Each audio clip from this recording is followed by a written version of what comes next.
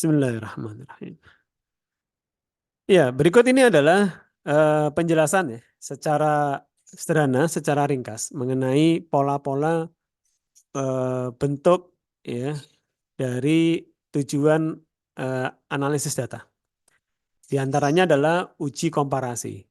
Uji komparasi ini adalah uji yang bertujuan untuk membandingkan nilai antar dua atau lebih kelompok sampel. Ya, contoh di sini membandingkan nilai rata-rata yang lebih tinggi antara kelompok A dengan kelompok B. Contoh ini. Ya, jadi membandingkan. Kemudian uji korelasi. Ini adalah uji yang bertujuan untuk mengidentifikasi hubungan yang mempunyai pola tertentu dari antar dua variabel. Contoh, ya, ada variabel A, ada variabel B. Kalau tadi sebelumnya komparasi, ada kelompok A, ada kelompok B. Berbeda antara kelompok dengan variabel. Ya. Nah, untuk yang korelasi ini kita bicara mengenai variabel A dengan variabel B. Semakin tinggi variabel A, apakah juga terjadi juga semakin tinggi atau semakin rendah variabel B. Jadi ini adalah pola yang dimaksud di dalam uji korelasi. Apakah semakin tinggi nilai A, variabel A, itu kemudian juga semakin tinggi atau semakin rendah atau berkebalikan ya, sejalan atau berkebalikan diikuti juga yang terjadi pada variabel B. Ya, baik. Kemudian uji regresi. Nah, uji regresi ini digunakan untuk menganalisis pengaruh variabel bebas terhadap variabel terikat. Nah, ini juga dapat digunakan untuk melakukan prediksi terhadap nilai variabel terikat dengan berbasis pada nilai variabel bebas atau variabel X tadi ini. Ya, variabel terikat dalam regresi linear ini berupa data interval rasio dan nanti ini akan jadi pembeda dengan regresi logistik. Sedangkan untuk logistik datanya kualitatif, nominal atau ordinal.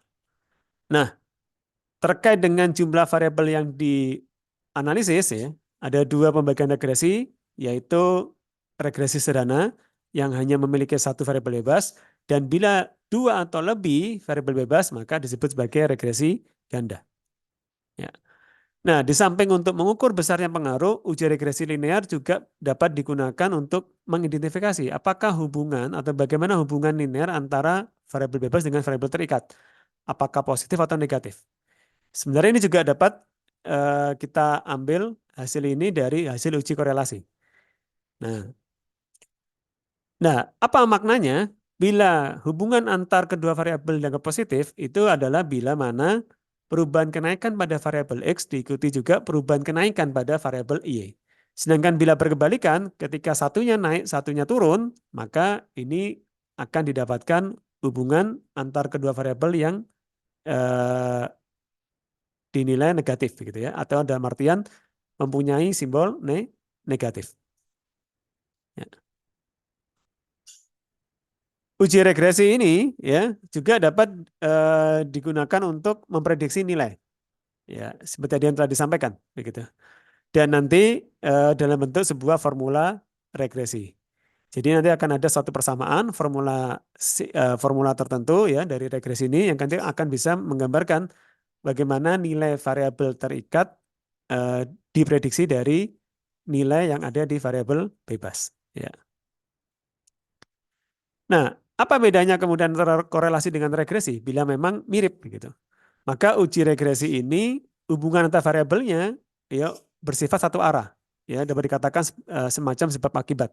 Sedangkan korelasi ini bersifat dua arah dan tidak selalu sebab akibat. Gitu. Dan bisa jadi uji korelasi ini melihat hubungan antara dua variabel yang tidak saling dalam artian tidak saling mempengaruhi secara langsung, tapi bisa jadi fenomenanya terjadi secara simultan, begitu ya. Beda dengan regresi. Kalau regresi memang saling berkaitan begitu. Dalam artian variabel bebas yang memang mempengaruhi atau punya hubungan secara langsung dengan variabel Y. Nah, dan berikut adalah contohnya, ya. Baik.